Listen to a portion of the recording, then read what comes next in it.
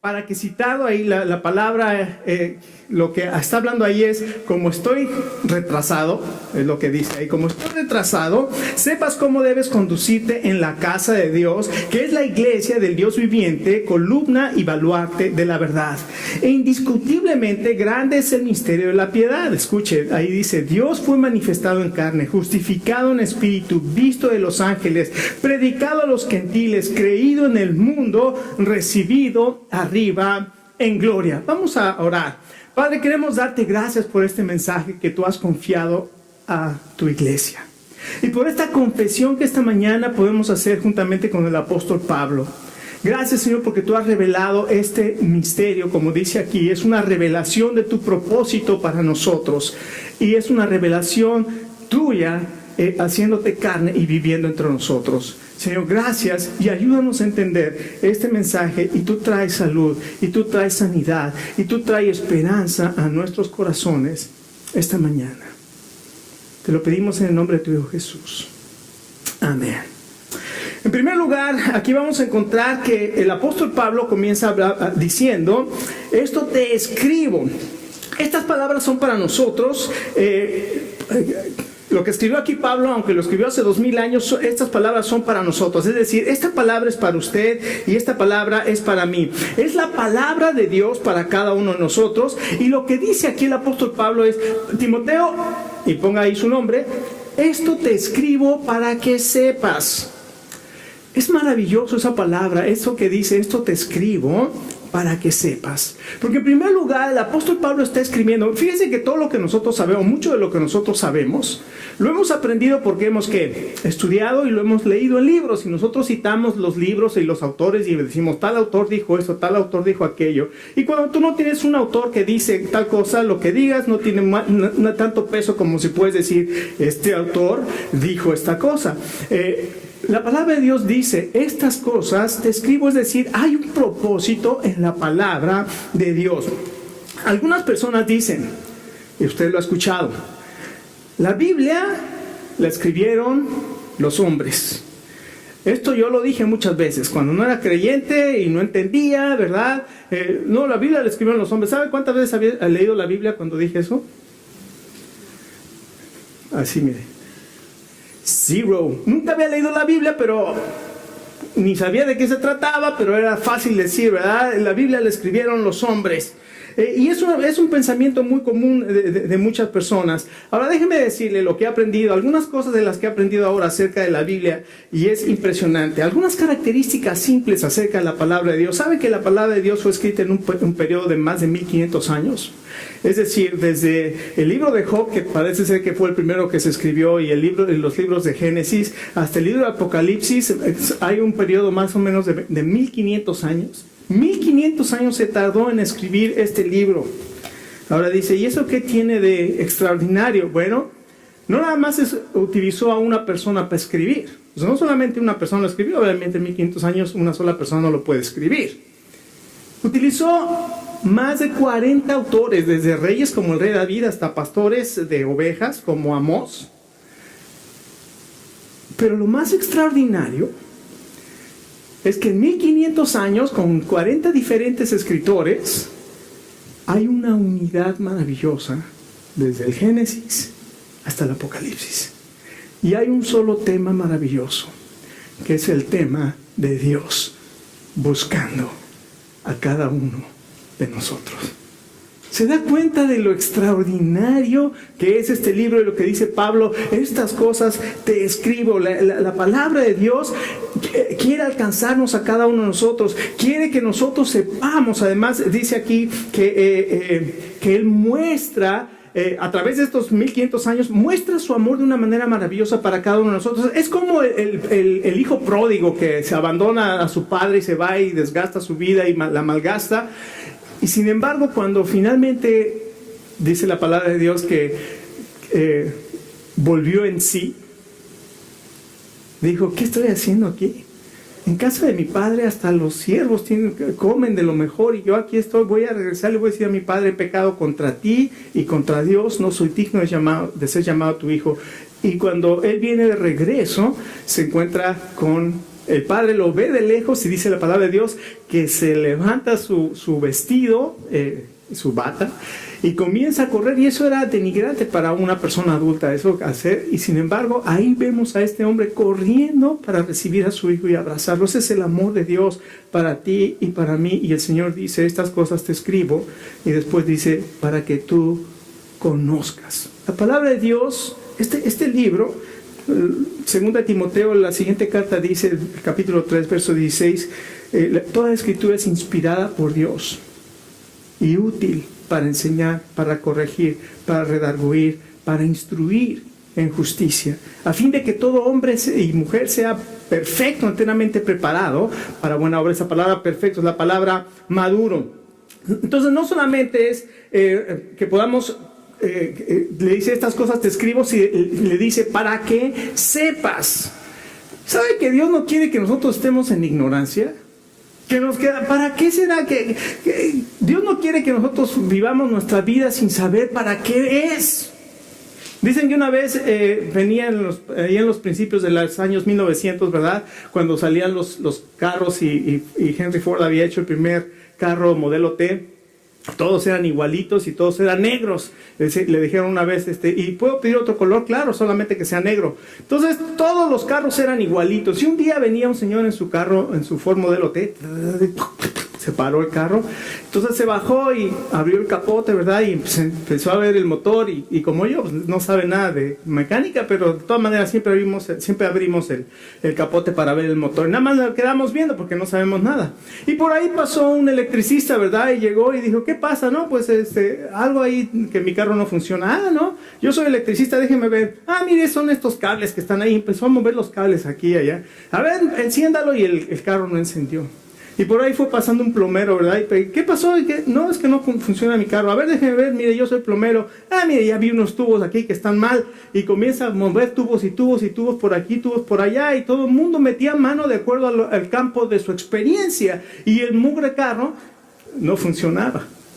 Y por ahí pasó otro señor y dice, ¿qué pasa? No, pues es que el carro no funciona. A ver, déjeme ver. Y dice, mire, aquí le movieron los cables, no van aquí, estos tubos no van acá. A ver, enciéndalo. ¡Bum! Prendió. ¡Ay! Todos felices. Le dice, mucho gusto, mi nombre es Henry Ford.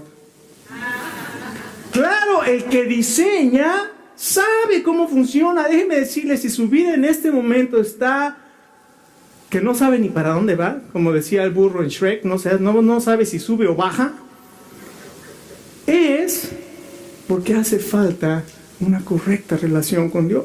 Y lo que dice Dios es, yo quiero que sepas. Para eso nos escribe la palabra de Dios, para que cada uno de nosotros podamos saber. En la Biblia vamos a encontrar las respuestas a las preguntas básicas de la vida: ¿quién soy? ¿A dónde voy? ¿Para qué estoy aquí? Así es que la Biblia nos dice por qué un hombre pudo cambiar el curso de la historia. Porque ese hombre que nació en un pesebre en el pequeño pueblo de Belén era Dios hecho carne. Por eso sabemos, por eso la historia se divide en antes y después de Jesucristo, aunque ahora ya no quieren ponerle antes y después de Jesucristo, ¿verdad? Porque ahora todos queremos quitarle a Dios, queremos sacar a Dios de nuestra vida, y sin embargo no podemos, porque Dios es el centro de nuestra vida, Jesucristo es el centro de la historia. Dios entonces en la Biblia la Biblia fue escrita para que nosotros podamos creer. Por ejemplo, Juan capítulo 20 dice, estas cosas se han escrito para que crean en el nombre de Jesucristo, o que Jesucristo es el Hijo de Dios, y para que creyendo tengan vida en su nombre. En 1 de Juan 5:13 dice, estas cosas le he escrito a ustedes que creen en el nombre del Hijo de Dios, para que sepan, fíjense la certidumbre que siempre Dios quiere que tengamos, para que ustedes sepan que o estén seguros que tienen vida eterna, y para que sigan creyendo en el nombre del unigénito Hijo de Dios. Dios quiere que nosotros sepamos. Y aquí dice, quiero que sepas estas cosas para que te puedas conducir, para que sepas cómo comportarte en la iglesia de Dios. Es decir, es maravilloso lo que está diciendo Pablo a Timoteo, porque esta palabra que utiliza para decir, para que conozcas, es una palabra que tiene que ver con la vista. Su raíz tiene que ver con ver. Es decir, quiero que tú veas y conozcas. Es decir, un conocimiento pleno, que tengas un conocimiento pleno para que estés plenamente seguro y plenamente convencido de lo que estás creyendo. Así es que Dios nos ha escrito estas cosas para que nosotros sepamos, para que nosotros conozcamos plenamente. Y dice algo tremendo: cómo conducirnos, ¿dónde? En la iglesia. Quiere que sepamos todas estas cosas para conducirnos correctamente en la iglesia. Y entonces le habla que hay un orden. ¿Sabe que Dios es un Dios de orden? Dios es un Dios, todo lo hizo hermoso en su tiempo. Dios diseñó todo con un orden maravilloso. Dios es un Dios de orden. Dios no es un Dios de caos ni de desorganización. Dios es un Dios de orden. Y el orden refleja el carácter de Dios. Y él dice, entonces Pablo lo que nos escribe es, este es el orden que Dios quiere. En primer lugar, capítulo 1, le dijo, guarda la sana doctrina. Le dijo, ya no prestes atención a las fábulas. Le dijo, utiliza correctamente la ley. Le dijo, honra a Jesucristo. Vive de acuerdo a la fe con una buena conciencia. Pon la oración como prioridad 1 en tu vida. Ora por los gobernadores, ora por la salvación de las personas. Le dice, y después le dice, los hombres tienen que desarrollar un carácter cristiano, las mujeres deben desarrollar un carácter cristiano. Y lo que está diciendo Pablo a Timoteo es, la iglesia debe de guardar este orden y debe de tener esta conducta, y los creyentes deben reflejar esta conducta y deben saberse comportar de esta manera, porque son la iglesia de Dios. Déjeme hacer un reto esta mañana. Hoy hablábamos en el grupo de vida que decía Segundo, yo no quería venir hoy a dar la clase al grupo de vida, dice, hasta que me acordé que yo era el maestro y tenía que dar la clase. Ángel dijo también, yo también me levanté con una pesadez y quería buscar cualquier pretexto para no venir. Yo también dije, hermanos, yo no quería venir a la iglesia hoy, pero pues, soy el pastor y tenía que venir. Entonces muchas veces somos atacados por cualquier situación para dejar de ir a la iglesia. Déjenme decir una cosa, lo invito a que ya no venga a la iglesia. ¿What? Lo invito a que sea usted la iglesia.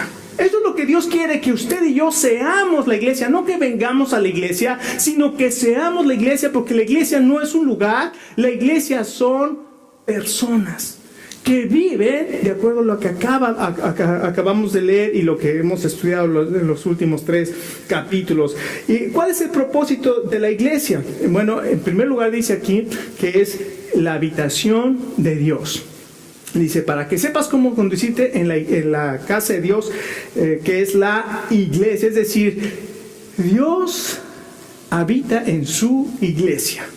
Usted aquí ve 4 paredes, una lucecita azul ahí blanca, un poco desorganizado aquí, aunque Dios es un Dios de orden, a veces hay desorden, pero Dios no vive en este lugar. Dios no habita en este lugar. Dios habita cuando nosotros nos juntamos, la presencia del Señor está aquí. ¿Por qué? Porque Él habita en medio de su pueblo, no de los edificios. Por eso le invito, vamos a ser la iglesia de Dios. En el Antiguo Testamento era maravilloso, por ejemplo, cuando Moisés construyó el tabernáculo, que Dios le dijo, construye el tabernáculo, y cuando terminó de construirlo, dice la Biblia que vino la gloria de Dios, se manifestó de una manera impresionante en el tabernáculo, y la gloria de Dios se veía en una columna, que ahora sabemos se llama el Shekinah de Dios. La gloria de Dios permaneció sobre ese lugar, y todo el pueblo podía saber que ahí estaba la gloria de Dios. Después, cuando Salomón construyó el templo, una joya de arquitectura y de la historia y fue considerada una de las maravillas del mundo antiguo, el templo de Salomón, aquel templo maravilloso que reflejaba la gloria de Dios. Cuando terminaron y cuando Salomón lo dedica y llegan los levitas y comienzan a tocar las trompetas y se comienzan a ofrecer los sacrificios y comienzan los cantos de alabanza a Dios, porque para siempre es tu misericordia. Comenzaba, dígalo todo Israel, porque Dios es bueno y para siempre es su misericordia. De pronto fuego sale, consume el sacrificio y la gloria de Dios llena ese lugar, que dice la Biblia que ni los sacerdotes podían entrar en el templo por la gloria maravillosa. Yo quisiera que este lugar, cada que nos reunamos, esté lleno de la gloria de Dios, y para eso necesitamos no venir a la iglesia, sino ser la iglesia. Seamos la iglesia.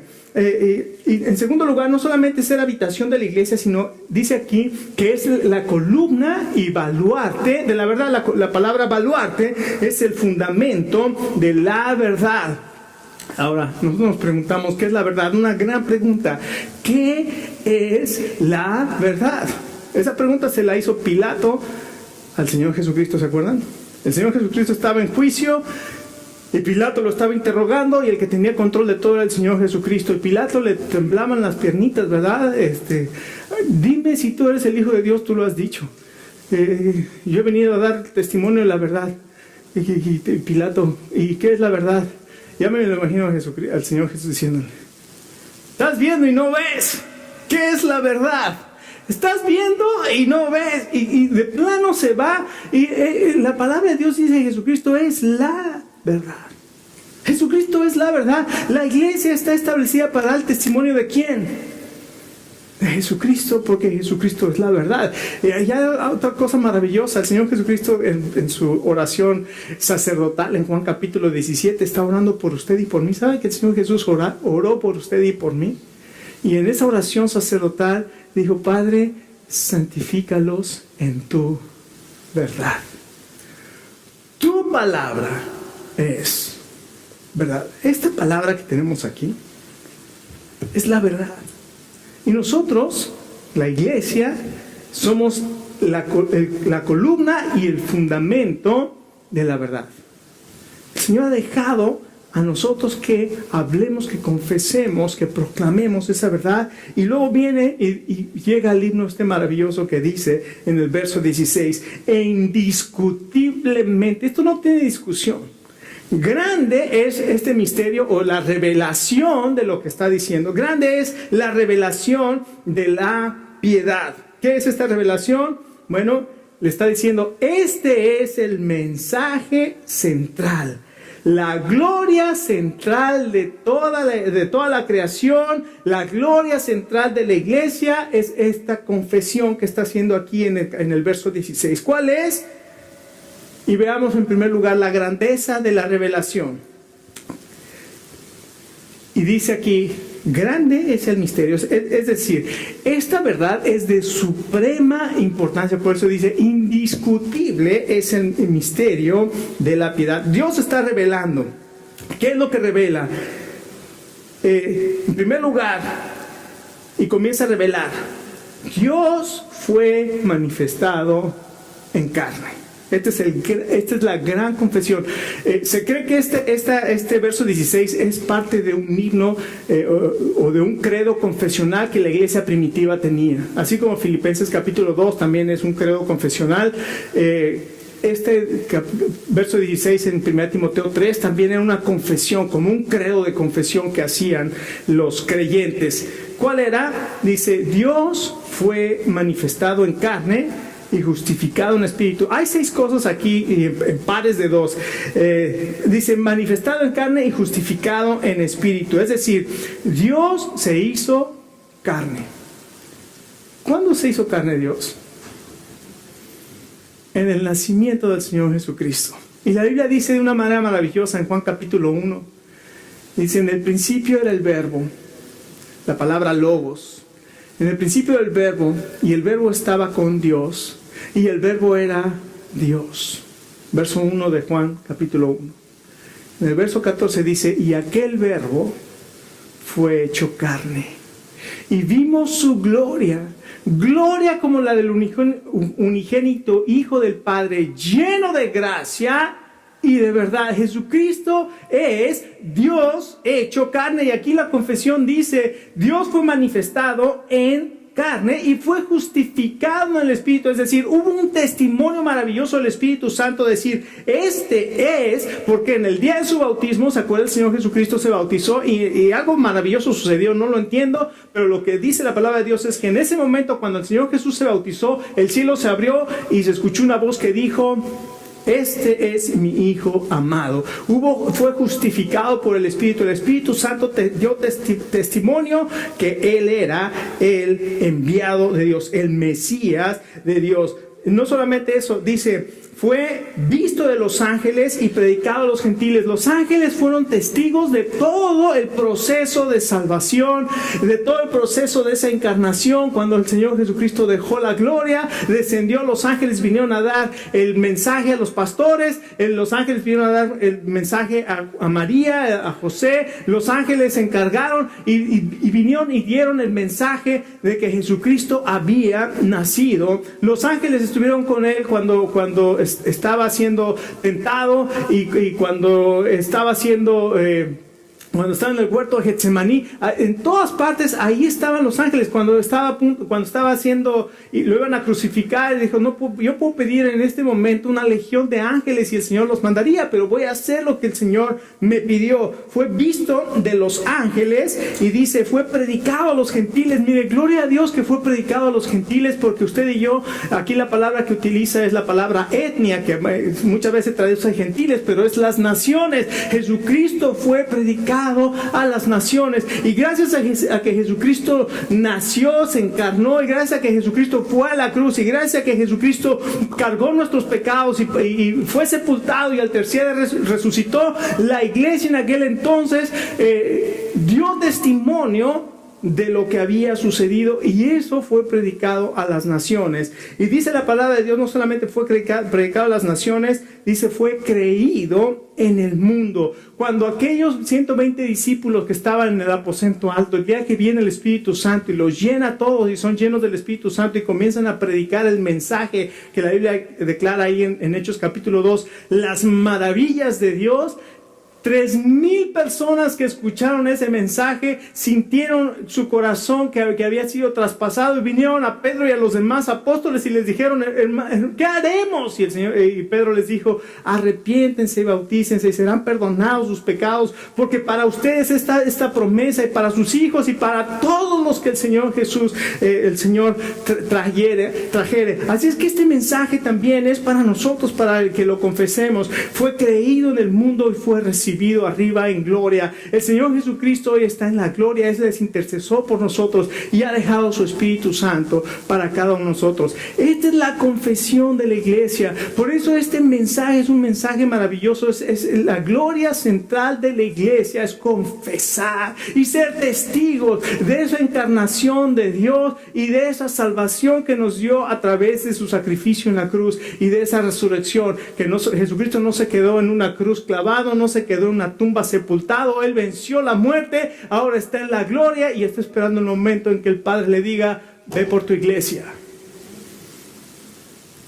Y usted y yo estaremos para siempre con nuestro Salvador. Es un mensaje maravilloso de Dios para nosotros. Voy a pedir al grupo de alabanza si puede pasar. Vamos a cantar, Cristo, eres el centro. Cristo, eres el centro. Vamos a ponernos de pie un momento, vamos a orar.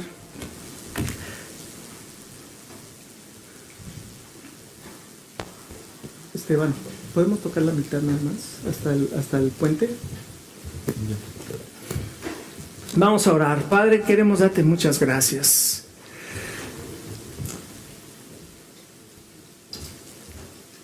Señor, reconocemos que no somos dignos. Ninguno de los que estamos aquí somos dignos de tu amor ni de tu misericordia.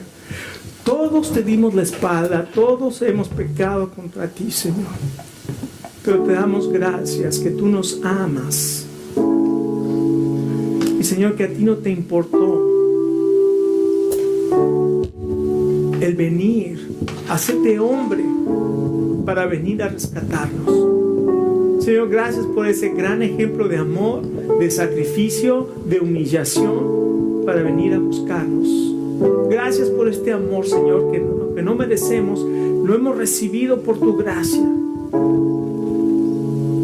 Señor, esta mañana tú nos has hecho a cada uno de nosotros un reto. Tú conoces nuestro corazón, tú sabes las luchas que cada uno de nosotros tenemos, tú sabes nuestras fallas. Señor, tú sabes todas aquellas cosas que hay en nuestro corazón, y esta mañana tú nos invitas y tú nos hablas a través de tu palabra para que podamos venir y podamos ser honestos contigo y decir: Señor, tú conoces mis debilidades, tú conoces mis luchas, pero esta mañana las traigo delante de ti, Señor. Quiero pedir, Señor, que tú restaures mi vida, Señor, que tú me llenes de tu Espíritu Santo, que me limpies con la sangre que tú derramaste en la cruz.